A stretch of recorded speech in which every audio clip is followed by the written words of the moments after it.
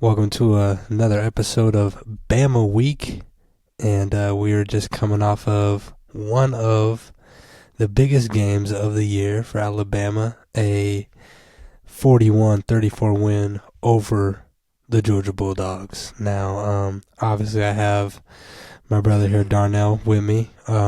Darnell, do you want to tell everyone your thoughts on the game last Saturday? My prediction was pretty close until the fourth quarter. Dang it! Mine was It was trash. it was pretty close, but everyone had that same feeling of, oh, I'm gonna turn the game off. This game's over. Whatever. I didn't have that feeling whatsoever. The nerves were still there. It just felt like the Cam Newton era, just the same position. 28-0, going in the half, the third quarter comes, we get comfy. Sure as heck no, we get comfy. That fourth quarter drive that was insane. That was just flat out good football. That was 1-on-1 football. Anyone could have went and got that ball. Nope. Let Ryan Williams go get that real quick. 17. 17 That's years all I've old. been doing all week. All week. Letting them know. Yeah, and obviously I was very, very nervous. I had people texting me like through halftime saying, "See, I told you it wasn't gonna be a game. See, I told you Alabama was gonna beat them." Bro, this is Kirby Smart that we're talking about here. Like, there is no lead save, and I think this is a good learning lesson for Kalen DeBoer because this isn't the Pac-12. This is the SEC. If you have them, you have to put them away, and you have to keep your foot on their throat. But Mm-hmm. obviously, it was one of the best games of the year. We came out on top. I don't care how we did it, but we did it. Um, Before we go to Vanderbilt, let's just break down the recap of this game. So, Jalen Milroe threw for 27 to 33 for 374 yards, 2 touchdowns, and a weird interception that really wasn't his fault. I think the tight end just got hit and then the ball bounced out. So we're not going to worry about that there. And then rushing wise, 16 carries, 117 yards with 2 touchdowns. Like, he's your Heisman. He's your Heisman right now. Yeah, yeah. How do you explain his performance against Georgia? As he looked so comfy in that Mm-hmm. first half. So comfy, poised. He was perfect dang near. I don't think he truly got an incompletion until mid second, almost the end of the second quarter. It's just like I said, we got comfy. I really feel like we were just trying to make sure we ice them instead of keep our foot on the gas. And we all knew Carson Beck wasn't gonna let that slide.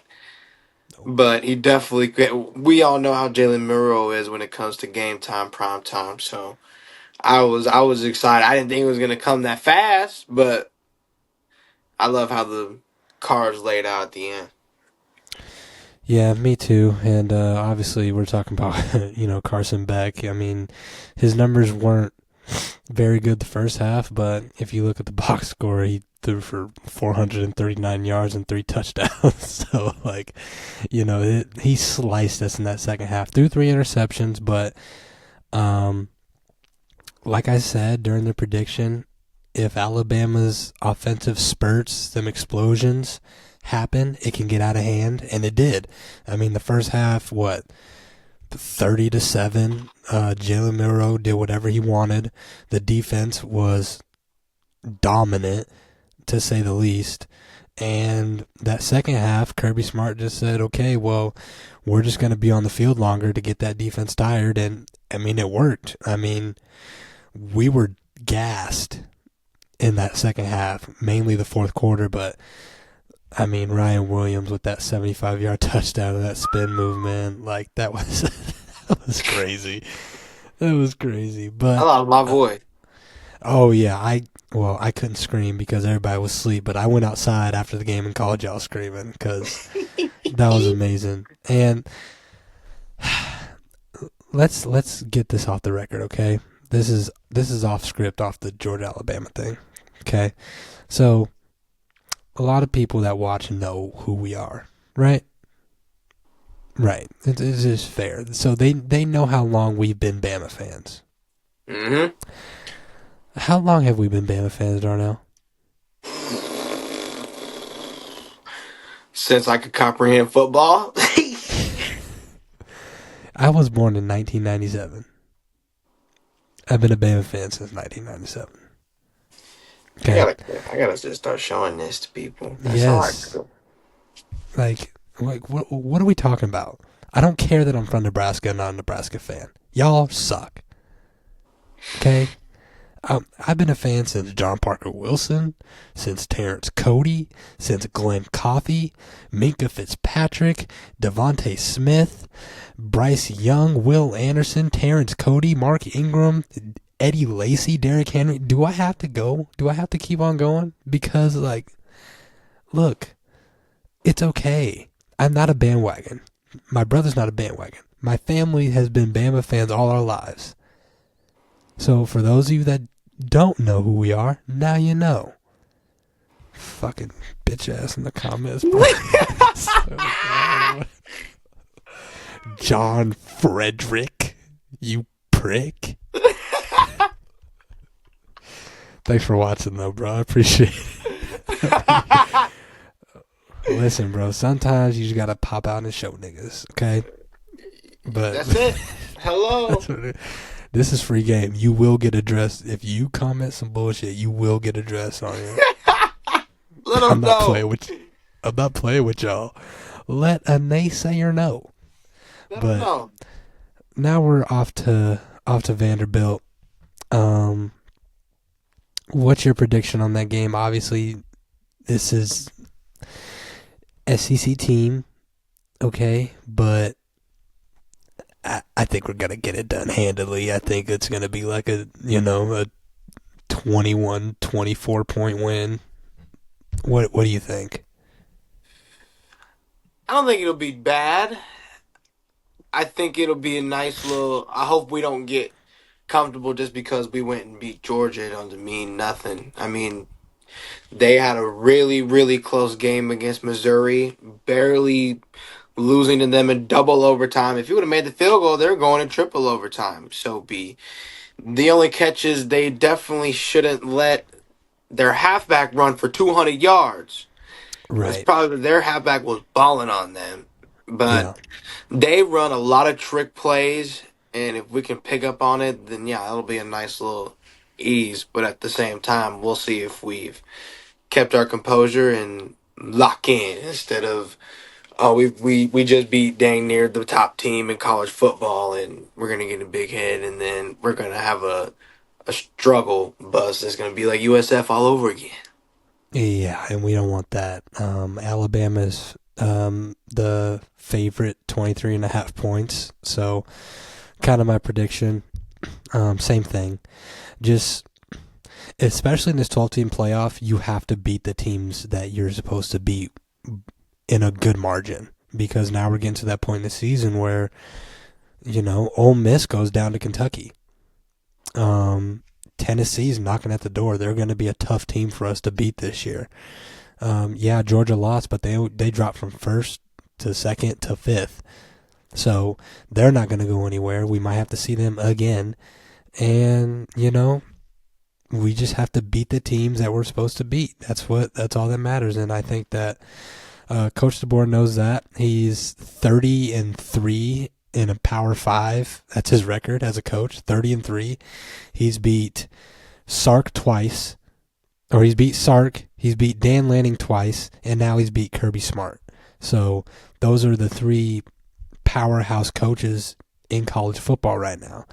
So I like what I'm seeing from Coach DeBoer. I mean, listen, him getting animated on those calls, especially the not called pass interference at half, which was definitely a pass That was interference. so pass interference.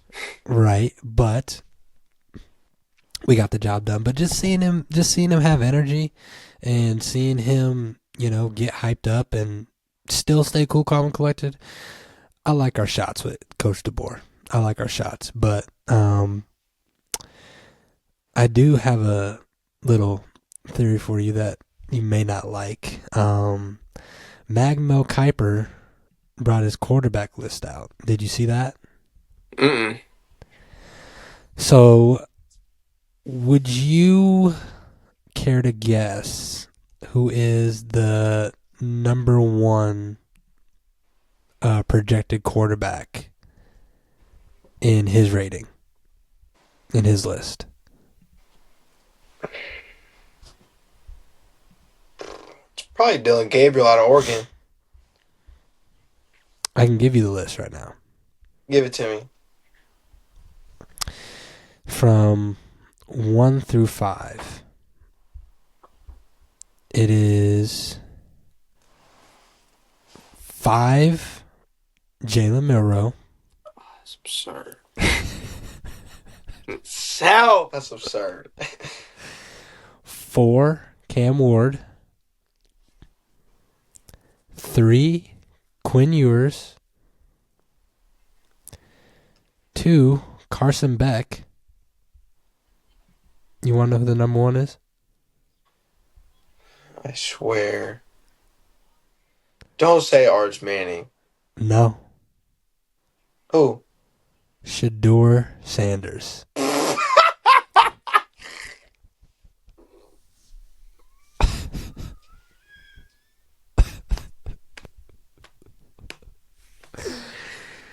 Y'all need to get off this wang, man. Get off this, man. Y'all can't do it if y'all ain't actually got the watch. Get off this. Who they play? Who do they play? Think about it. When they get ranked, they're ranked like 23rd. Then they go lose to Nebraska and they're irrelevant. They got You know we're all smacked. trying to watch Travis Hunter and that's it. Win or lose. Yeah. Yeah. They go to dang near overtime with Colorado State and you think he's God. You go put him against like freaking Oklahoma State and they go get blasted by 40. Come on, man. That's not even right to put him above all of them. That's messed up. to have him over Jalen Milroe out of all Jalen Miller people. at 5? Yes. 5 though? 5. 5. Bro, who is Cam Ward? That is the Miami quarterback. He's pretty good. Yeah, he's pretty good. But like I said, they haven't played anybody. We're gonna let him Look, know. Sorry, we'll let him know. look. Shador is a good quarterback. I think he has top 5 talent. I really do. I've been on here and I've said Shador Sanders is one of the best quarterbacks in college football. But like you said, he hasn't really played anybody. The Big 12 is the Big 12. It's wide open. You're not going to see any Big 12 teams make it out of the first round if they run into a SEC team in the playoffs. It's not going to happen. And in my opinion, how do you have him over Carson Beck after what he just did to the number one team in the nation? How do you have him over Quinn Ewers, who has a longer track record and went to the playoffs last year and beat an Alabama team that went to the playoffs last year? And he's a Heisman candidate. Shador Sanders isn't a Heisman candidate. His receiver is, but he's not. And I mean, Cam Ward, he's solid. I think Jalen Milroe's better simply because look at what he's done. But I don't know. Listen, Mel Kiper hasn't got a quarterback pick right in years, so I don't know. These mock drafts, and listen, I like Colorado. I like DiJon. Fuck, I'm named after him, and it's just not spelled the same. But this has got to stop. This has got to stop. This has got to stop. This should be highway robbery. This is absurd. But yeah, that's all I wanted to tell you. When that ran across my timeline, I was just like, oh yeah, Darnell's gonna have a fit about this, for sure, for sure. That's but, so absurd. I know. Who would your top three quarterbacks be right now?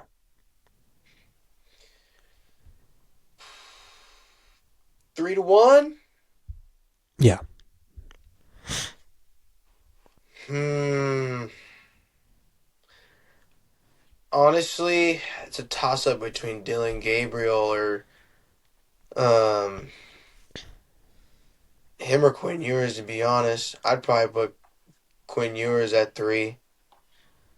I put Carson Beck at two, and I'm definitely gonna put Jalen Miller at number one all day long. Yeah. I got the same top three. Quinn Ewers, regarding injury, he's still one of the best quarterbacks in college football. Like, I've seen what he could do. You've seen what he can do. And Carson Beck just had a terrible first half, but fuck, if he would have played the first half and the second half like he did the second half, we would have been in trouble. Because once he started picking it up, man, like he was slicing and dicing, but just one simple mistake at the end. And then obviously Jalen Miro, come on, man, like did those numbers were insane. Almost 500 yards of total offense by himself. Love to see it. But so our prediction was right. If we said if we beat Georgia, we would become number one, and Georgia is now fifth, which I kind of agree. You know what I mean? Like they shouldn't drop down too far, but now that that's out of the way, our toughest three teams I think is still Ole Miss, still Tennessee, and fucking Kentucky. Wow. Kentucky. How do you think we will fare against those three? And will we have an undefeated season going into the playoff?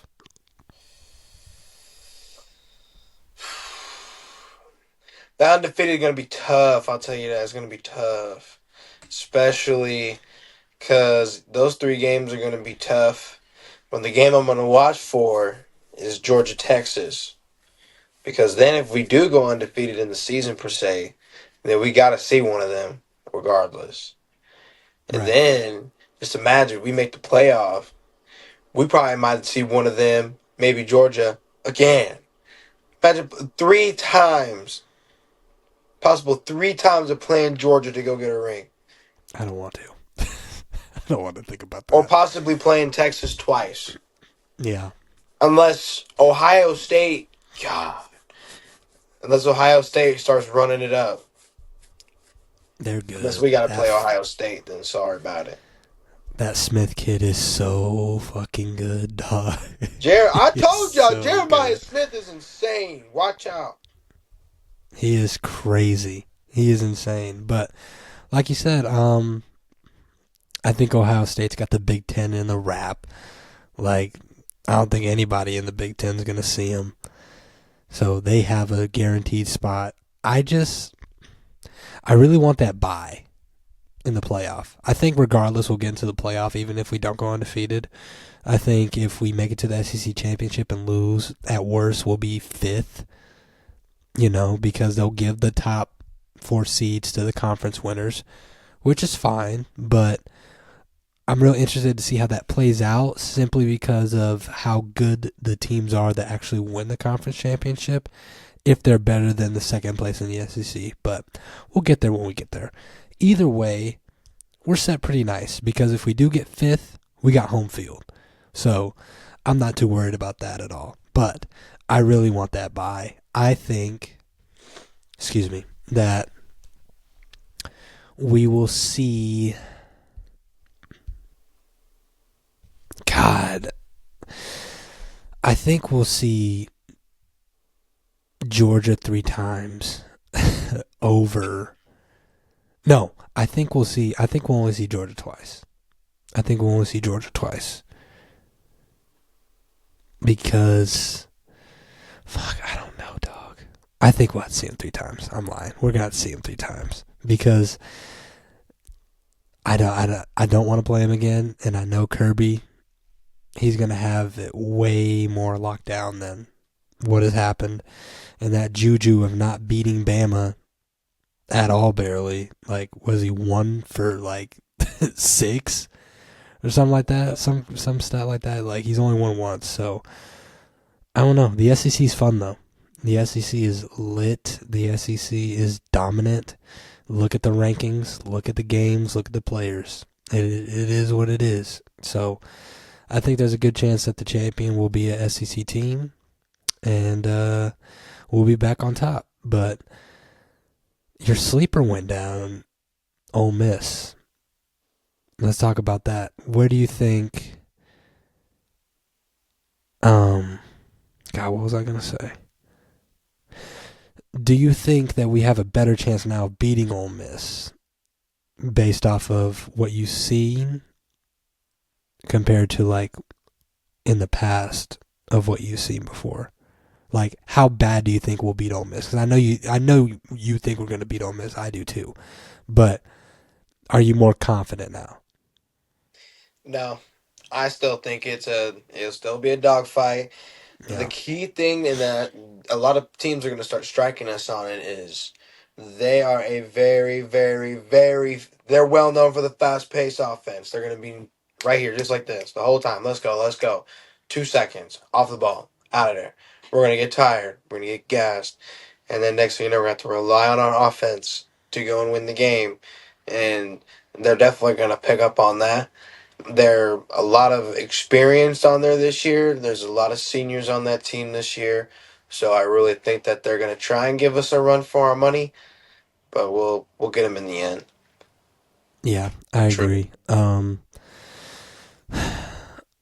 I think our toughest competition now is, besides the SEC championship game, is going to be Tennessee.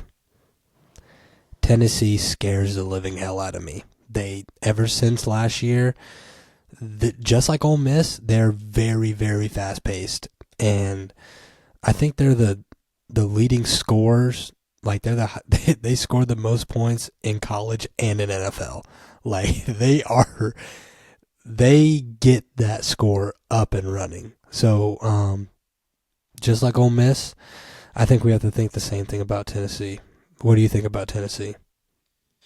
Hell, that is you're right. They're going to be the biggest challenge that we probably have on that schedule now, and they always do give us a run for our money. But I just think that even though people say like our defense is fresh, by that time of the season, like we are now, our chemistry is going to be nice and locked in. We're all going to be flowing, just like we're going to be flying all over the ball. But we just need to stop the scramble. That's what's going to make me nervous. Is we are pretty bad at running quarterbacks.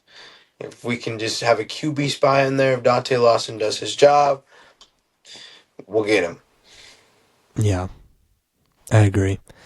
Something about those quarterbacks, man. You're right about that. That's a good point because if a quarterback can run, I mean, look at what Jaden Daniels did to us last year. Like, before he got hurt, he tore our asses apart on the run. But he's doing that in the NFL too, so that makes me feel better. But I think that is it. Let's we forgot to do a pick. Alabama versus Vanderbilt this Saturday. I have it. Let's go 48-10. I think it's going to be a dog walk. 48-10. I'll say 42-14. Okay. Honestly, I'll give him a couple. I almost gave him 21, but I don't think we'll let that happen. No. No. Our defense has got their ears pinned back. We are on a roll.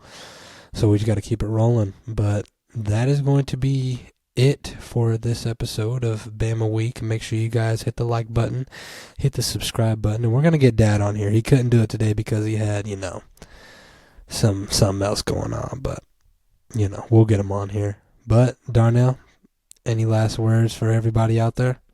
Let him know. All day, let him know. That's all I gotta say. Let him know. And that number one feels real nice. And if any Nebraska fan gotta say something, ask him where they're ranking at. Where'd it go? Uh-oh. My bad. Let me Gone. relay. Let me relay.